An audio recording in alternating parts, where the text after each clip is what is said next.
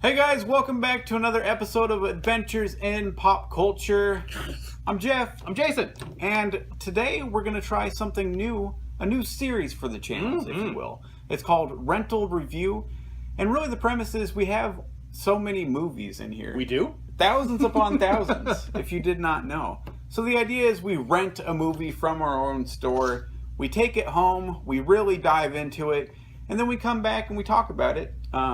I'm pumped. This was an excellent idea, Jeff. Yeah, and I should also say, every time we do the rental review, it'll have like a unified theme, which we're going to get into, how about right now? Let's do it. For the first rental review, we are doing Kevin Smith movies.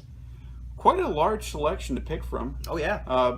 Kevin Smith was huge in our childhood. Oh, yeah. Like, definitely like our teenage years and everything like that. We marked out hard to Kevin Smith. Oh, yeah, and I still really like what he's doing. Me too, for sure. So I'm going to go first. I thought Yoga Hosers was okay. I didn't make it through that, actually. It's not great. I tried to, but and maybe I'll make it through it eventually, but I couldn't make it through Yoga Hosers. So clearly I'm not doing Yoga Hosers, but let's get into what I am doing. I am doing the 2014 film Tusk, which is Kevin Smith, written and directed, and it is a horror movie. And to just kind of get into the premise, it's about two friends whose names are Wallace and Teddy, and they run a podcast together. It's a pretty popular podcast. Now, you haven't seen this movie, have you? I don't think so. I started it, and for some reason, I don't think I finished it. Okay. But it was ruined for me at one point by somebody else. Sure. Which didn't help. I feel like just it being called Tusk alone, and if you watch the trailer, it kind of tells you right away what it's going to be about. But they have this podcast. The long and short of it is that the Wallace character decides to go on a road trip up to Canada to interview a kid for their podcast, the kid that went viral or whatever. The kid ends up committing suicide. That's not really part of the story. But because the kid committed suicide, he's on this road trip, and all of a sudden he has to scramble to find something else to do for the podcast, so that the Canada trip is not a complete wash. And he ends up finding a note in a bar saying that there's this old sailor that has so many stories to share, and yada yada yada. He meets up with the sailor at his house, and then from there that's pretty much really when the movie starts, because he gets drugged, and then it just all starts to go downhill from there. And if you watch the trailer, you're going to find out that this is kind of all about, it's a horror movie where a kid gets turned into a walrus, which is, it's pretty crazy. I'm not going to say any more than that, because I don't want to spoil what happens in the movie. But it stars Justin Long. I like Justin Long. Yeah, and Haley Joe Osment as the two podcast guys. It's Haley Joe Osment. Yeah. It's like his first movie in forever, and it's definitely his first movie as an adult. And it's cool to see him in a movie because he looks exactly the same in the face. He looks weird, right? Except for, like, he's gotten real chubby, but his face looks exactly the same, so it's like this little kid's face on this chubby dude. And it's awesome to see him working again. Nice. And then it also has Johnny Depp in it. I didn't know that. Yeah, and it's crazy. He has probably like 20 minutes of on-screen time where he's like a detective. Really? Yeah, because eventually they try to figure out. I definitely didn't watch this. Where he has gone and everything like that. But yeah, so it's a crazy. It's kind of in the same vein as like Human Centipede, but definitely with a much more comedic vein in it. Wait a minute, Human Centipede was hilarious. I mean, it did have funny parts, but this definitely has more of that Kevin Smith spin to it. Human Centipede was not hilarious. Well, I don't know about that. So, I'm going to get right into my review of it, because I don't want to spoil the movie any more than I probably already have, in case you have not seen this movie. Rotten Tomatoes gave this a 41%. IMDb gives it a 5.4. I didn't know it was considered. And if I were to give it my review, which I'm going to, I like using the IMDb scale. Me too. Is that what you did also? Yes. I am giving it a 7.1. It's a pretty decent movie. It kind of jumps around a lot as far as storytelling goes, and but it's well filmed. It's got super good acting, and it's it's just enjoyable. It's really absurd. It's really grotesque. It's definitely a hard R. So kids, don't watch this movie until you're of age. But yeah, I really like this movie, and I'm definitely glad that it exists. And it's actually interesting how it came about, because it exists because Kevin Smith does this Smodcast, and on episode 259 they start talking about the premise of this movie, just as, oh, wouldn't that be funny if it exists? And you can listen to them create this movie on the podcast. Really? From beginning to end. Wow. Yeah. So it's really cool in that way. Like the podcast listeners really got to go on the journey of this film. But yeah, so I would give it a 7.1. Now, here's the fun fact. It had a budget of $2.8 million. Oh. Which is very small, especially when you consider the fact that it has like 20 minutes of on-screen time from Johnny Depp. Yeah. You must have done it for nothing. Yeah, for absolutely nothing. And that kind of goes into how great Kevin Smith is and how charming he is and how he gets other people excited about the movies he's going to do and then gets them to do it for cheap. Yeah. That's also why studios love him, Wow. because he does movies so cheaply. Kevin Smith's daughter and Johnny Depp's daughter are best friends, too, though. Oh, that's cool. So that probably had a big part. They're the two ladies in yoga hosers. Oh, cool. Yep. I knew that there was his daughter. I didn't know that was Johnny Depp. Yep. So it had a budget of $2.8 million. In the box office, it only made $1.8 million. That's it. So it didn't make its money back. I found that really, really surprising, because I saw this in theaters, and I remember when it came out, it had a lot of buzz about it. That seems so low. I know. And then in DVD and Blu-ray sales, it had $500,000. That's it. So even with box office and Blu-ray sales, it didn't make back its money. Wow. But the huge benefit to this movie is that it jarred Kevin Smith back into wanting to make films again and to create films that he wanted to see. For a while there, studios were reaching out to him and being like, hey, make Cop Out for him. And Cop Out's a decent movie, but it's not necessarily a movie that Kevin Smith wanted. You don't watch that and think Kevin Smith either. Yeah, exactly. Clerks II is going to be a reality because of Tusk. Oh. It got him back that much back into wanting to make films. Nice. But I've probably rambled on enough about Tusk. I do recommend it, so if you get a chance to see it or rent it somewhere, I guess at this point you're going to probably have to buy it. But highly recommend it. Nice. I need to watch it. So there's mine. I definitely have not seen all of it. That intrigues me. It's interesting. We didn't really talk to each other about how we were going to do things, and I think that's fine. But yeah, we just kind of had different formats how we're going about this thing. Cool. I picked Clerks 2. Sweet. Awesome. I love Clerks 2. Oh, it's a great movie. I think after obsessing over it for the last week, if it's not my favorite Kevin Smith film, it's second, and it might be first at this point, because I really loved getting back into this. It is really, really good. Yeah. And I remember when it came out also really loving it.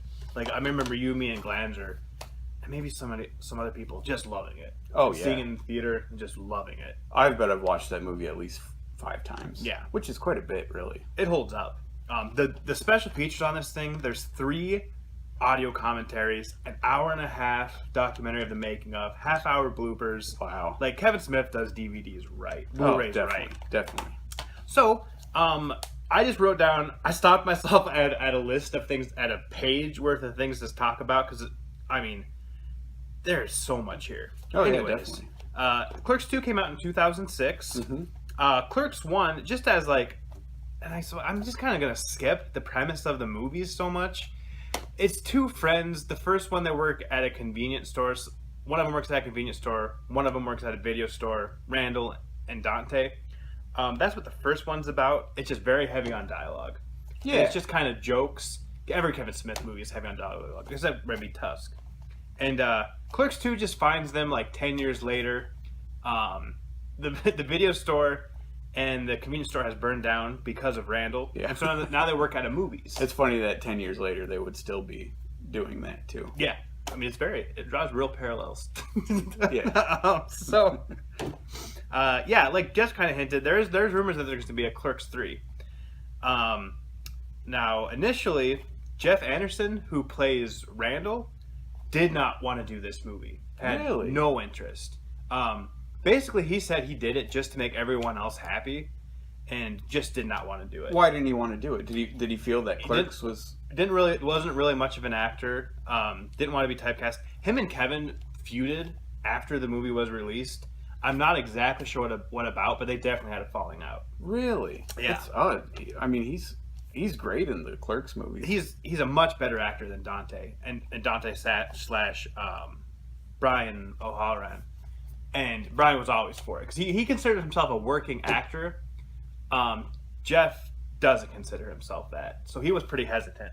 He's a funny dude, though. He makes Clerks, the original and Clerks too, if you ask me. Oh, for sure. Between him and Jason Mewes as Jay, they're the two highlights of both films. Yeah, definitely. The first thing I really like early on in the film is Talking Heads, Nothing But Flowers. Oh. I don't know if I was super into Talking Heads before that, or if I remember that song playing and being like, man, I need to listen to this band. But during this period, I got super into Talking Heads, and it was like, oh, I love that song. Oh, I remember you being way, way into Talking Heads. Yeah, and that was like, oh, Kevin Smith doesn't get enough credit for what he does with soundtracks. Between that and the last song as the movie's ending, it's Misery by Soul Asylum. Yeah. Great song. Oh, now, definitely. This is me going way off subject.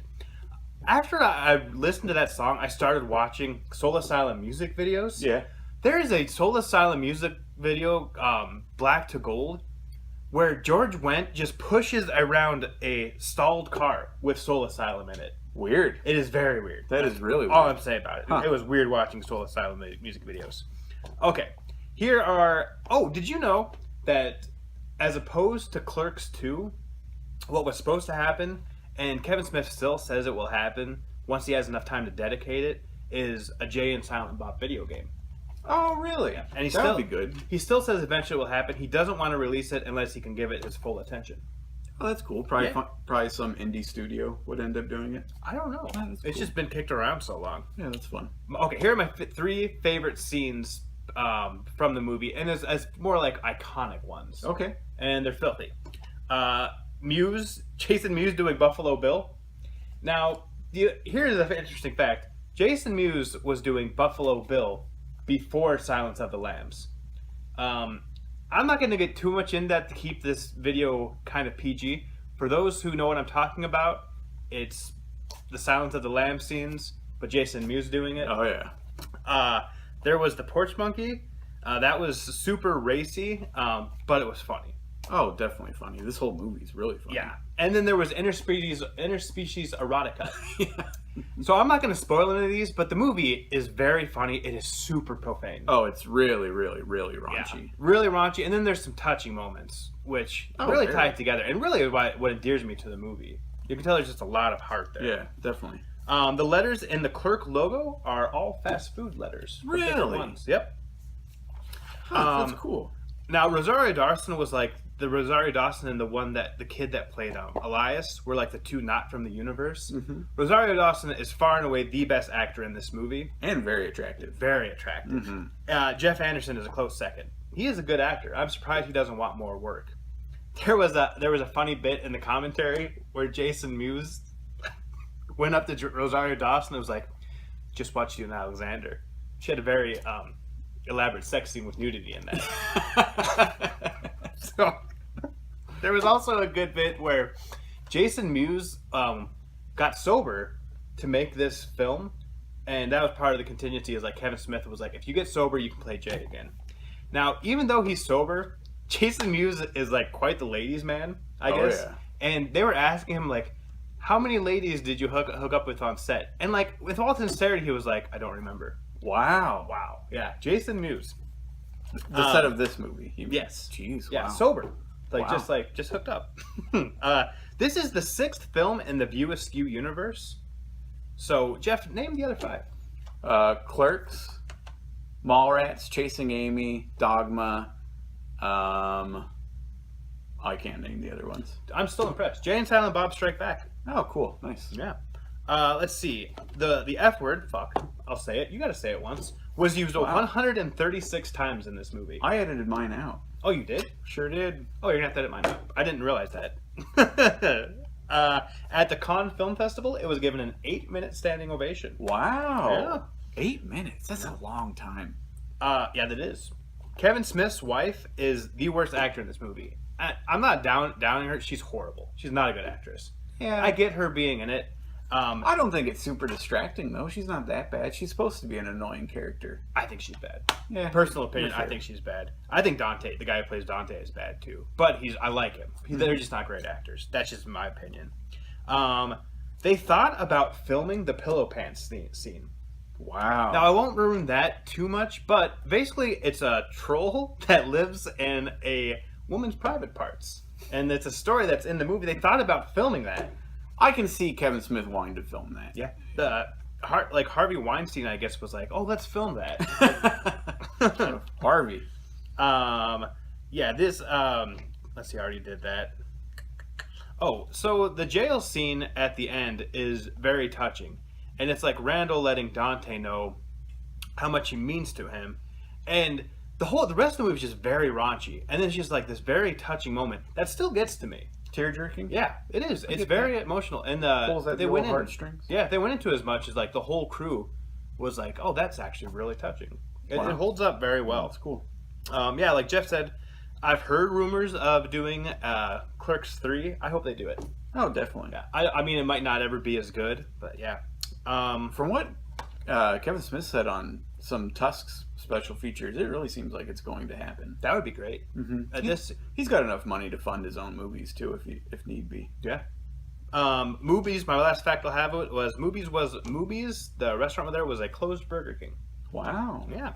So let's see here. I gave the original Clerks a 10 initially. It was right now it's at a 7.8 on IMDb. Wow. Clerks 2 is sitting at a 7.4. I gave it a 9 initially. Now, I'm officially going to go home after this and change it to a 10. And it would go so far as to say Clerks has kind of lost some points with me as much. I like Clerks 2 more than Clerks. And I love both movies. I can get that. I love both movies too. I think I like Clerks 2 more. It just has more going for it. Yeah.